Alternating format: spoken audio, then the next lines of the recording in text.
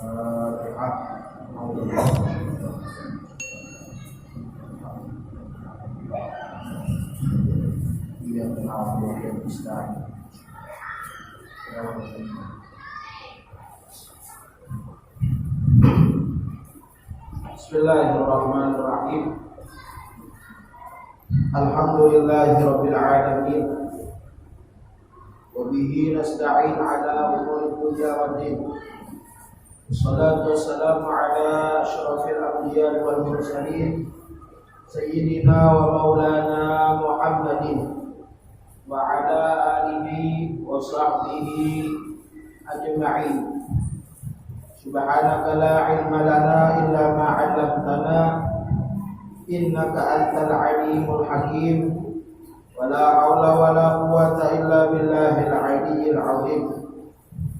Rabbi shrah li sadri wa yassir li amri wahlul 'uqdatam min lisani yafqahu qawli wa saddid bihi lisani wahdi qalbi bi jahin nabi wa sahbihi wal ali.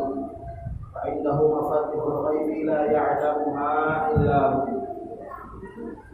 Amma ba'du. Bapak-bapak, ibu-ibu, hadirin dan hadirat sekalian, yang semoga selalu mendapatkan lindungan dan bimbingan dari Allah Subhanahu wa taala. Alhamdulillah, marilah bersama-sama kita bersyukur kepada Allah Subhanahu wa taala atas segala nikmatnya yang telah Ia berikan kepada kita, baik itu nikmat hissiyah atau nikmat yang bisa kita rasakan dengan tubuh kita, seperti nikmat kesehatan dan kesempatan. Itu pula dengan nikmat Islam, nikmat iman, atau yang diistilahkan orang dengan nikmat ma'nawiyah, nikmat taufik dan nikmat hidayah juga. Sehingga dengan semua nikmat tersebut, alhamdulillah, kita bisa bersama-sama berkumpul di dalam tempat yang mulia ini, baitun min buyutillah, salah satu rumah Allah, salah satu tempat yang mulia di muka bumi, yaitu masjid, guna melaksanakan perintah Allah Subhanahu wa taala dan melaksanakan sunnahnya Rasulullah sallallahu alaihi wasallam. Salawat dan salam juga semoga selalu tercurahkan kepada Nabi kita Nabi Muhammad sallallahu alaihi wasallam, yang mudah-mudahan kita termasuk orang-orang yang mendapatkan syafaat beliau di hari kiamat. Amin ya rabbal alamin. Alhamdulillah, di pertemuan sebelumnya kita sudah membahas tentang bagaimana tata cara atau adab-adab yang harus diperhatikan oleh setiap muslim ketika sedang melakukan qada hajat di tempat yang tidak dikhususkan untuk buang hajat, untuk qada hajat, seperti di sohro atau di padang pasir, ataupun tempat yang lainnya yang memang tidak dikhususkan untuk membuang hajat. Kalau kayak kita di kampung kan di Batam gitu, di Batam atau di pantai atau di tempat lainnya yang memang bukan tempat khusus untuk qada hajat. Sebelumnya juga kita membahas bahwasanya di antara adab ketika seseorang qada hajat atau buang hajat di tempat yang tidak dikhususkan untuk membuang hajat adalah ayastatira wujuban, yaitu membuat sebuah penghalang atau penutup. Biar kita itu satir, yang pembatas, yang mana pembatas tersebut hukumnya wajib. Artinya ketika seseorang melakukan buang hajat dan dia menghadap kiblat, maka dia harus membuat pembatas. Kenapa dia harus membuat pembatas? Sebagai bentuk ta'ziman lil kiblat, menghormati kiblat, membuat pembatas. Kalau inya qada hajatnya itu buang air kecil, maka dibuatlah pembatas antara arah kiblat dengan apa? Dengan arah kemaluan dia, kemaluan depan. Misalkan dia lagi buang hajatnya, buang air besar, maka dari belakangnya. Jadi itu. Yang mana pembatas tersebut tingginya tidak apa, tingginya paling sedikit. Di situ dibilang bahwasanya tulu metrin takriban, tingginya kurang lebih di sini dikatakan 1,5 meter. Bukan tingginya, jarak antara dia dengan pembatasnya tidak lebih dari 1,5 meter. Jadi misalkan ulun jongkok di sini, anggap ini bukan masjid, ulun jongkok di sini, tidak boleh. Artinya pembatas tersebut, artinya yang menghalangi itu dari ulun dan ke arah kiblat, tidak boleh lebih dari 1,5 meter. Tidak boleh lebih dari 1,5 meter. Artinya jaraknya, kalau sekali lebih dari 1,5 meter, takutnya kelihatan itu juga oleh orang yang dari tempat dari arah lain. Dan juga tingginya pembatas tersebut paling tidak adalah 1/3 meter. 1/3 meter. Berarti 1/3 meter sekitar 35 cm. 35 cm tingginya. Kalau memang qada hajatnya atau buang hajatnya dengan jongkok. Kalau buang hajatnya dengan berdiri, maka harus setinggi pusar. Setinggi pusar. Misalkan orang itu kencing, terus dia menghadap kiblat, maka dia harus bikin pembatas antara arah kiblat dengan dia setinggi 1/3 meter. Kalau berdiri setinggi pusarnya. Kalau bikinnya cuma 1/3 meter, tetap kelihatan tinggi. Kelihatan tetap auratnya. Kemudian di antara adab juga adalah bahwasanya ayat ba'udah bihaitsu la yusma'u minhu shawtun wa la yushammu minhu raihatun. Ketika orang itu buang hajat di tempat yang tidak dikhususkan untuk buang hajat, itu tadi seperti di hutan misalkan, atau di batang kita, atau di danau, atau dan lain sebagainya, maka hendaknya dia menjauh sekiranya tidak terdengar suara yang bukan suara lagi, suara angin yang keluar, dan tidak tercium aroma yang tidak sedap. Di antara adabnya. Kemudian juga di sini dikatakan lagi di antara adab tersebut adalah alla yaqula bima'in raqidin idza lam yustabahar. Bahwasanya tidak kencing di air yang tenang. Jangan sampai kita itu kencing di air yang tenang. Kalau air itu tidak luas. Kategori luas di sini dikatakan oleh ulama di situ bahwasanya apabila digerakkan ujung baju tersebut, air mengenang kan bukan air mengalir, anggap kayak genangan habis banjir atau apa kayak itu, atau kerokan. Biasanya kerokan kan misalkan habis hujan banjir, habis hujan itu terisi, maka apabila digoyangkan ujungnya sini, yang sebelah sana ada bergoyang, itu termasuk air banyak, air mustabhir. Jadi jangan sampai kita kencing di air yang menggenang, walaupun kebelet jangan kencing di air menggenang. Dan kemakruhan bukannya haram, tapi hukumnya makruh. Dan kemakruhan tersebut akan lebih lagi atau bertambah makruh ketika di malam hari. Karena sebagaimana dikatakan bahwasanya air yang tenang di malam hari merupakan makwal jin, tempatnya jin. Seperti itu. Itu yang kita baca pertemuan kemarin.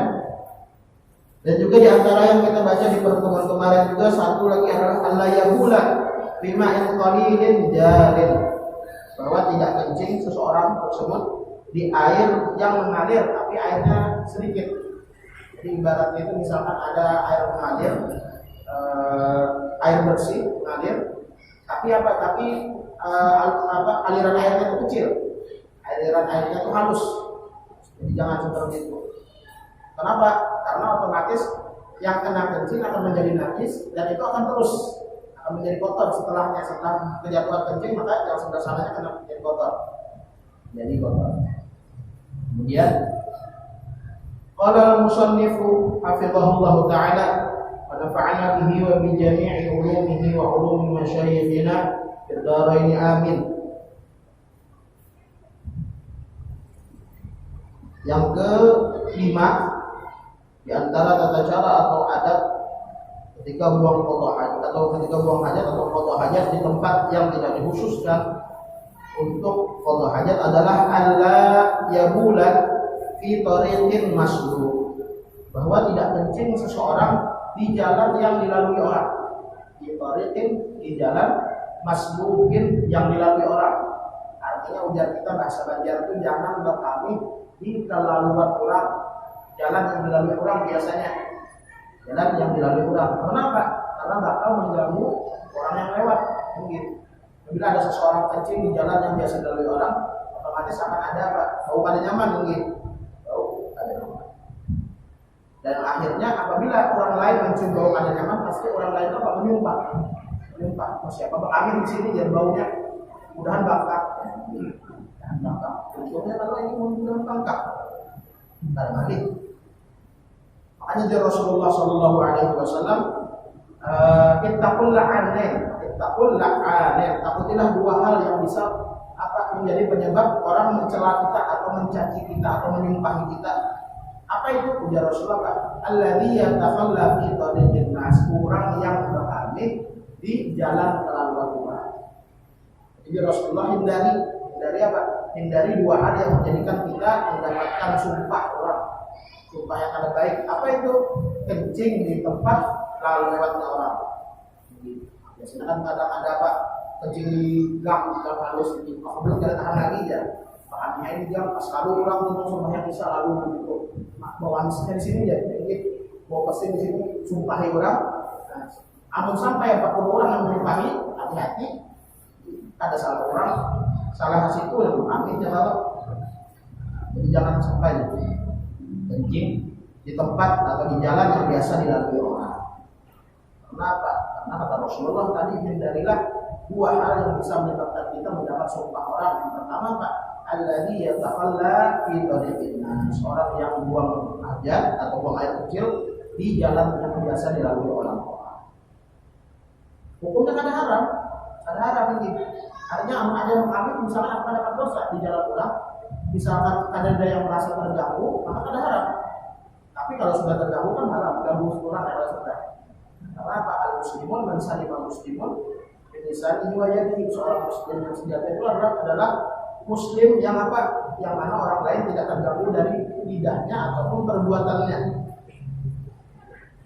Amunnya ada terganggu, misalkan merasa kami ada bohong ini tidak apa-apa ini. Cuma masa kami di tempat kelaluan orang. Jadi itu antara adabnya adalah. Kemudian alla yabula, tidaklah kencing seseorang fi mahabbir rih, di tempat biasanya angin bertiup, mahali hubub rih, tempat bertiupnya angin. Dikaila ya'udu ilaihi rasyash, supaya tidak kembali kepadanya percikan kencing. Jadi misalkan kalau kita di sini, insya Allah angin itu kan kencang nih. Tapi kalau orang yang kadang duduk di daerah pesisir, daerah pantai, biasanya kan angin dari laut itu kencang nih. Nah, jangan sampai seseorang itu kencing menghadapi arah angin. Anggap di situ laut ini, habis itu ada orang tersebut kencing menghadap arah laut. Kami otomatis kalau pas kena anginnya kencang, percikannya kena ke tubuhnya. Yang mana itu membuat najis. Itu satu hal. Cuma aja ada lagi pertanyaan, seandainya kami membelakangi arah angin gimana? Angin dari sana bertiup, tapi kami menghadapkan alatnya ke sana. Bagaimana? Nah, ada boleh juga kata ulama. Kenapa? Karena baunya terbawa ke sana. Kasihan rumahnya para situ ya kalau dapat baunya jadi. Dapat baunya jadi. Untuk juga makanan nggak ada juga. Jadi makruh kencing menghadap tempat arah angin. Karena satu, takutnya apa? Takutnya ada percikan yang terkena badan kita, yang mana itu akan membuat najis. Yang kedua, seandainya kita membelakangi arah angin tetap mendukung makruh, kenapa? Takutnya ada bau yang terbawa sehingga bisa mengganggu orang lain. Itu. Kemudian sabi'an, yang ketujuh. Di sini yang ketujuh adalah alla yabula fi thuqbin wala sarabin, dan tidaklah kencing seseorang di lubang thuqbin wala sarabin, dua-duanya lubang. Cuma at-thuqbu adalah asyaqqul mustadir an-nazil, lubang. Bagaimanapun bentuk lubangnya, ada dalam istilah bahasa Arab ini lubang itu lain-lain bahasa Arabnya. saking kayanya bahasa Arab ini. Artinya amun lubangnya bulat memanjang turun ke bawah, ngarannya stokbon. Amunnya lubangnya di sini dipadahkan mustaqil lubang, tapi karena arah memanjang ke sana naik parit jadi itu lain kumpulan ngarannya saraf. Menunjukkan bahwa saya bahasa Arab juga bahasa yang kaya. Kalau kita lubangnya sudah lubangnya sudah. Jadi itu makruh kencing di air, makruh kencing di lubang. Mengapa dimakruhkan kencing di lubang? Karena disebutkan ada di takliknya itu, ada di takliknya. Qad yakunu fihima hayawan dhaifun fayata'adza. Takutnya di dalam lubang itu ada hewan yang lemah. Anggap misalkan kayak serangga atau semut atau apa lain sebagainya. Maka ketika dikambinginya apa? Mati hewan tersebut. Atau ujar ulama di sini hayawanun qawiyyun fayudhihi, atau ada ular di dalamnya. Takutnya ada hewan yang galak. Tiba kami di lubang sekalinya ada ular. Bahaya dia ular, musuh dia ular ini. Musuh dia ular. Dan dikatakan oleh ulama juga bahwasanya lubang itu adalah maskanul jin. Biasanya lubang-lubang itu adalah tempat tinggalnya jin. Dan ini pernah kejadian kepada Sayyidina Sa'ad bin Ubadah. Sahabat Rasul Shallallahu Alaihi Wasallam, yang mana beliau adalah dari Ansor. Sayyidina Sa'ad bin Ubadah suatu hari pergi ke Sibaqati Qaum yang kita biasanya tempat orang membuang sampah.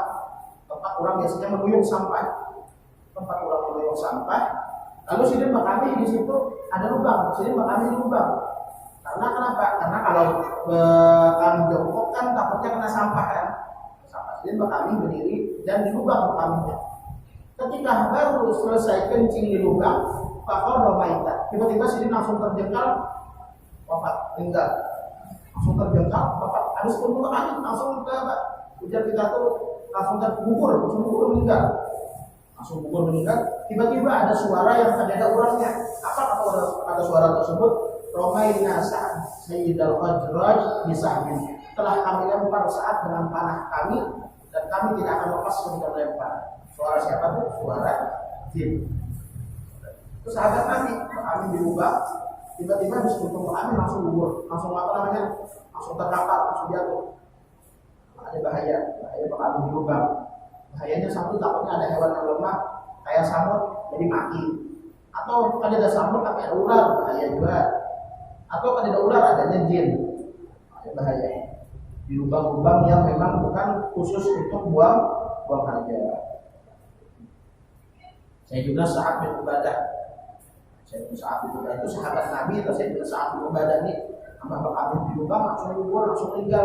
Ketika itu juga lalu tiba-tiba ada suara, kami telah melempar Sa'ad pemimpin Khajraj dengan panah-panah kami. Kemudian, jadi tadi kesimpulannya jangan sampai kita kencing di lubang. Artinya lubang yang memang bukan khusus untuk kencing. Beda kalau lubang yang khusus ini buat kencing. Kemudian yang ke-8, fahaminan yang ke-8, alla yabula fi mutahaddatsin nasi. Janganlah seseorang kencing di tempat manusia berbicara. Artinya tempat orang berkumpulan. Sawaun akana, baik ada tempat tersebut adalah dillan, tempat untuk bernaung, soifan di kala musim panas. Ya, kalau di musim panas biasanya orang-orang kan ada pepohonan rindang, itu ada perkumpulan panderan, bukan kalau atau syamsan, wadah kurang menjamur, sitaan ketika musim dingin. Ketika musim dingin wadah menjamur, biasanya ketika musim dingin orang sama-sama pada mencari matahari.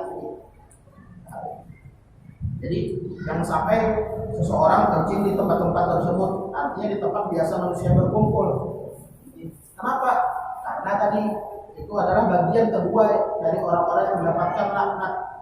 Ujar Nabi tadi, ya Pak, takul laknaten, takutilah atau hindarilah dua hal yang menyebabkan kita mendapatkan laknat atau sumpah. Yang pertama tadi apa? alladzi yatakhalla fi tariqin nas, kurang yang membuang hajat, buang air kecil atau kencing di jalan yang dilalui biasanya oleh orang. Yang kedua apa? Au fi dhillihim, atau di tempat orang bernaung. Pada orang biasa berkumpul bernaung, kalau orang biasa berkumpul jangan. Kenapa? Karena itu bakal menyebabkan orang menumpah lawan kita. Siapa kami di sini ya? Siapa kami di sini? Atau siapa lagi musaf itu kami mungkin. Itu kami makruh. Apalagi yang buang air besar, tambah makruh ini. Ada mengganggu lawan baunya lagi. Jadi seperti itu. Jadi kalau memang sampai mengganggu, itu bukan cuma makruh. Kalau memang sampai ternyata memang betul-betul mengganggu, itu bahkan bisa jatuh dalam pekerjaan yang haram, dalam mengganggu orang. Nah, sekalian karena masalah mengganggu orang, di antara sunnah yang disebutkan oleh ulama adalah apa? Adalah ketika seseorang ke masjid, sunnahkan untuk apa? Untuk mandi. Sunnahkan untuk mandi. Sunnahkan untuk apa? Untuk seandainya ada mandi, disunahkan untuk memakai yang wangi-wangi. Memakai yang wangi-wangi apa? Karena kita bakal berkumpul dengan orang banyak di masjid. Makanya itu di antara sunnahnya para ulama. Terutama ketika bangun tidur gitu. Jangan bangun guring, hanya bangun guring dengan orang amat langsung pulang masjid. Jadi bangun guring memuruk tapi di jalan ini, tapi sambil buka di jalan. Kembali pulang tapi sampai ke sini bodoh. Bahkan memuat kesian yang ketiga lagi. Kesian yang ketiga memuat. Makanya itu kata ulama, sunnah ketika sebelum masjid untuk mandi ataupun untuk memakai yang wangi-wangi. Supaya kada mengganggu orang ya. Supaya kada mengganggu orang. Jadi niat mandinya apa? Niat mandinya biar ketika biar mandi, hendak muslim mandi, misalnya sore tadi mandi. Aku mandi karena apa? Karena hendak sholat jamaah. Ketika itu setelah selesai kita mandinya pun mendapatkan pahala dari Allah Subhanahu wa taala. Jadi kritik seperti itu. Jadi mandi yang biasa pun bisa kita mendapatkan pahala dengan syarat diniati gitu Pak. Dia misalkan tadi hendak hadir sembahyang maghrib, subuh, terus atau sembahyang yang lainnya, kenoi, ya apa? Ya aku hendak sembahyang yang jamaah di masjid. Nah, itu mendapatkan pahala. Karena apa? Supaya ada mengganggu orang dengan aroma yang tidak enak, dengan bau yang tidak nyaman. Itu pula sikat gigi gitu. Sikat gigi, kalau dia ketika berniat sikat gigi besok kan subuh, berniat sikat gigi supaya apa? Supaya ada terganggu orang dengan aroma mulut kita, maka ketika kita sikat gigi pahala juga dapat. Pahala juga dapat mandi dapat pahala, sikat gigi dapat pahala, minyak harum dapat pahala. Artinya sebenarnya untuk mengumpulkan pundi-pundi pahala itu hal yang mudah dapat. Asal apa? Asal tahu jalannya. Asal tahu jalannya. Jadi diniati segala hal yang baik diniati karena Allah supaya ada mengganggu orang. Jadi tadi kembali lagi ke sini adalah bahwasanya seseorang tidak boleh kencing di tempat yang biasanya orang berkumpul, di tempat yang biasanya orang berpanteran, baik itu di bawah pohon ataupun di mana, apalagi di warung, misalnya di warung ini. Orang biasanya berpanteran di warung, bahkan berpanteran di warung. Di warung mana baik.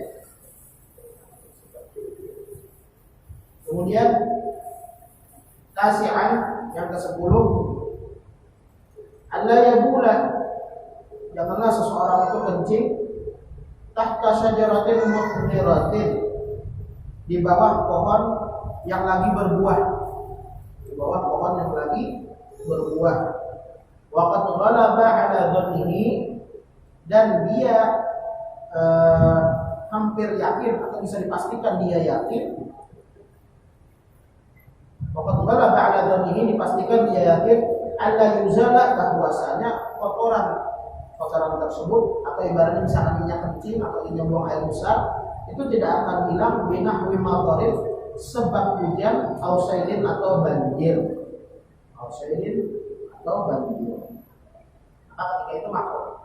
Misalkan lagi musim mangga, kalau ini musim mangga, kalau kami di bawah pohon yang kalau ini hukumnya makruh. Kenapa?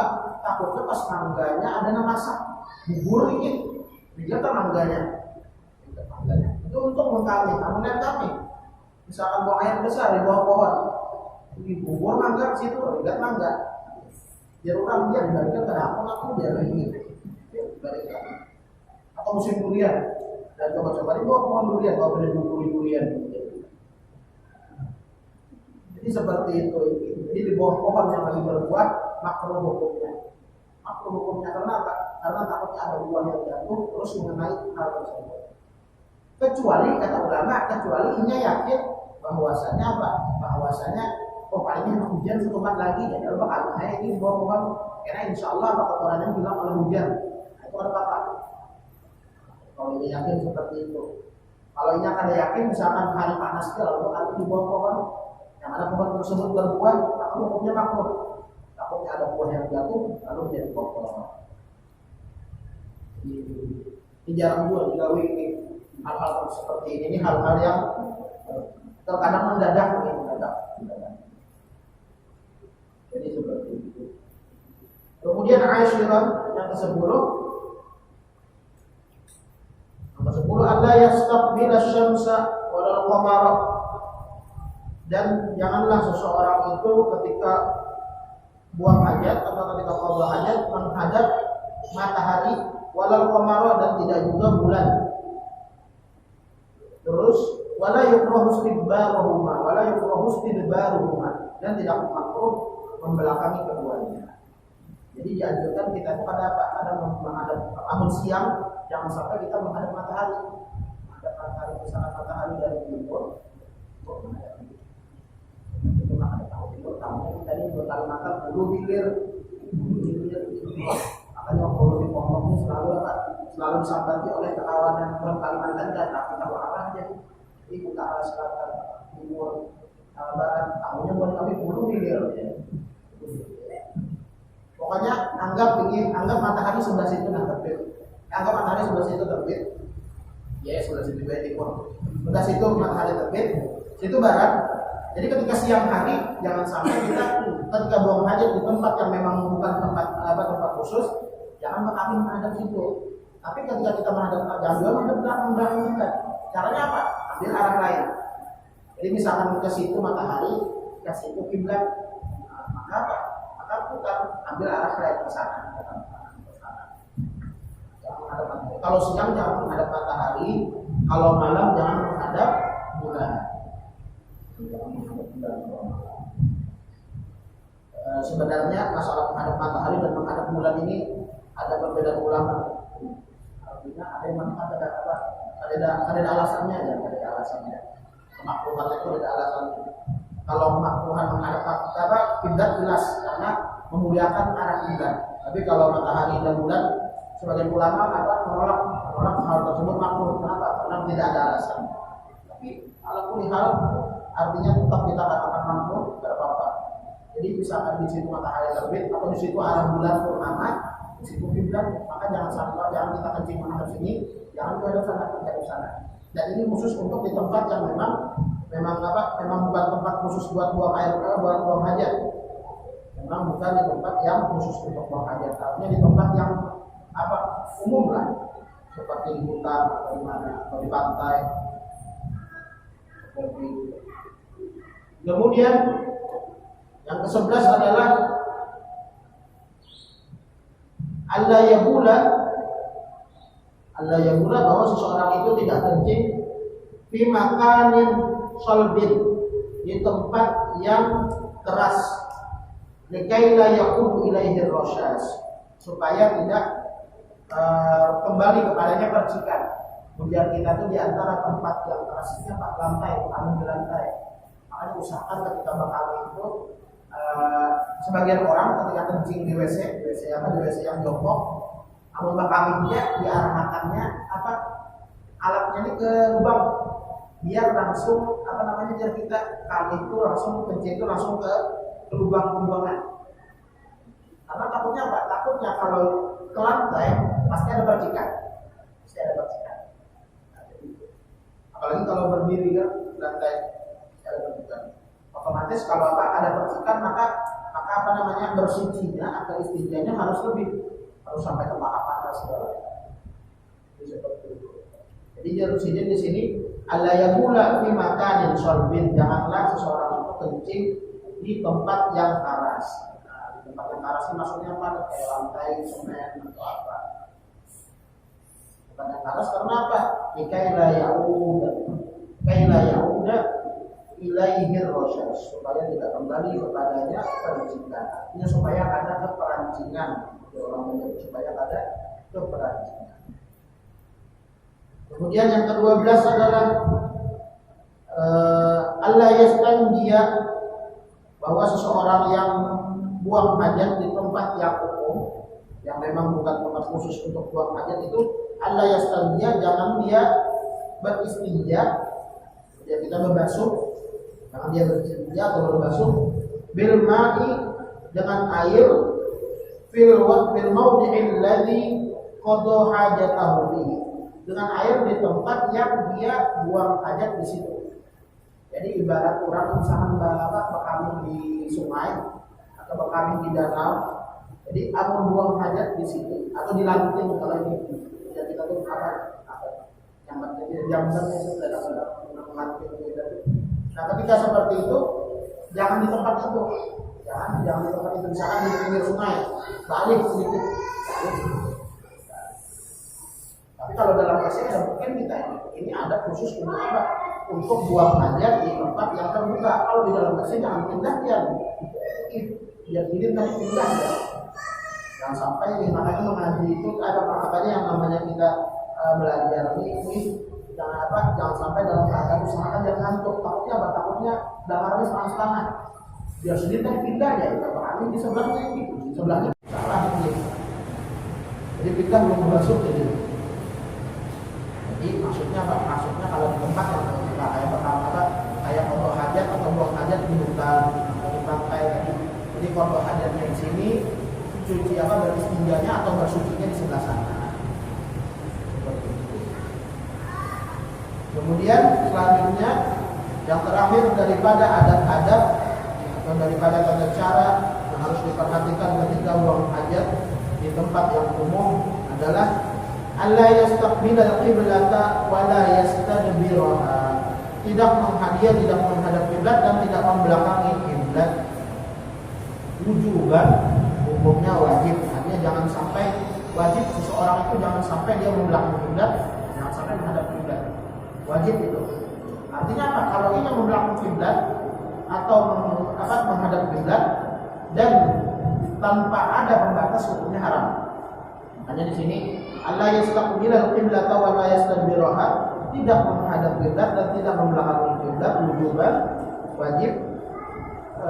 Idza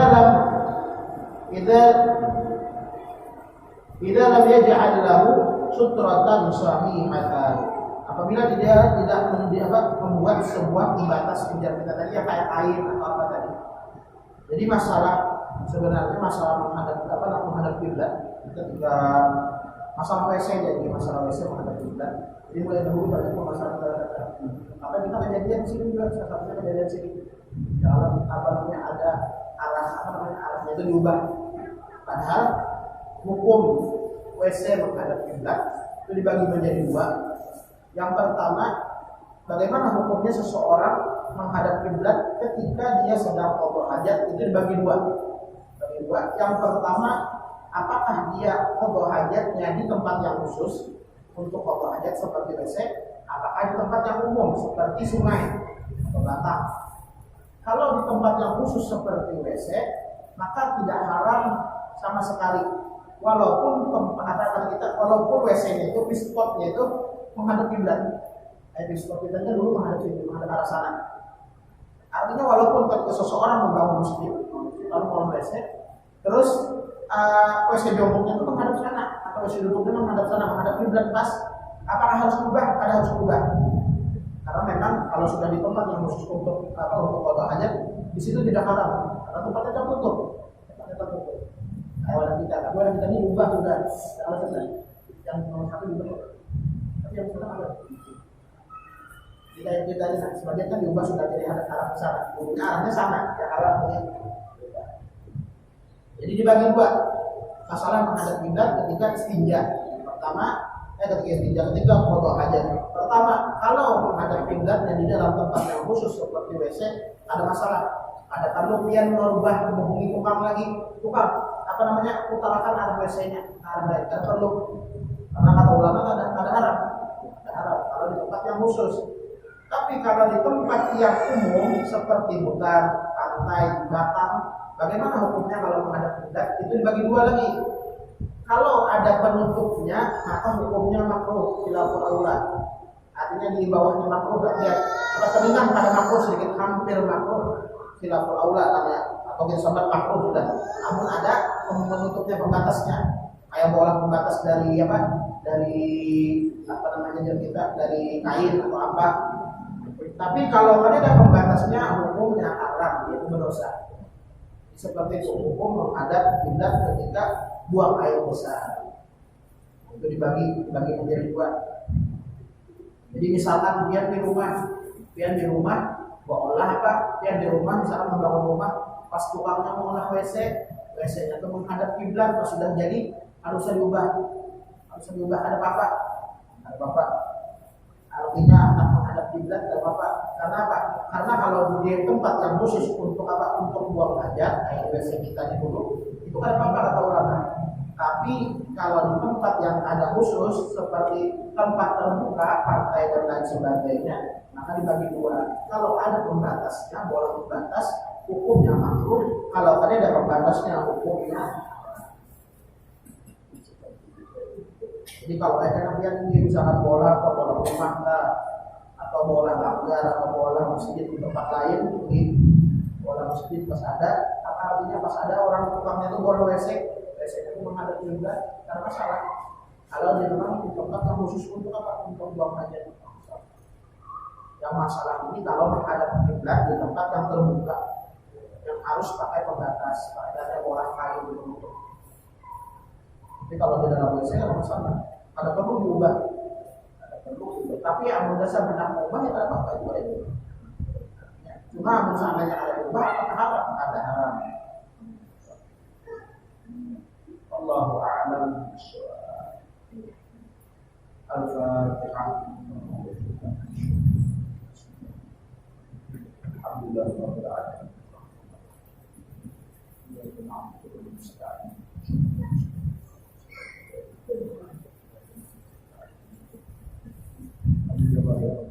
Bismillahirrahmanirrahim. Alhamdulillahirabbil wassalatu wassalamu ala asyrofil anbiya'i wal mursalin sayyidina Muhammad wa ala alihi wa sahbihi ajma'in. Allahumma a'inna bil 'ilmi wa sayyidina bil hilmi wa akrimna bil taqwa wa sayyidina bil 'afwi ya rabbal alamin. Allahumma arzuqna himmatal 'aliyah fi talabil 'ilmi wa fi 'amalihi wa fi nashrihi wa fi jami'i ta'ah wa ibadati rahmatika ya arhamar rahimin. Allahumma inna nas'aluka 'ilman nafi'a wa 'amalan mutaqabbala wa rizqan wasi'an 'alalan thayyiban mubarakan. Allahumma inna nas'aluka husnal khatimah wa na'udzu bika min su'il khatimah. Rabbana atina fid dunya hasanah wa fil akhirati hasanah wa qina adzaban nar. Sallallahu ala sayyidina Muhammad wa ala alihi wa sahbihi wasallam. Walhamdulillahi rabbil alamin.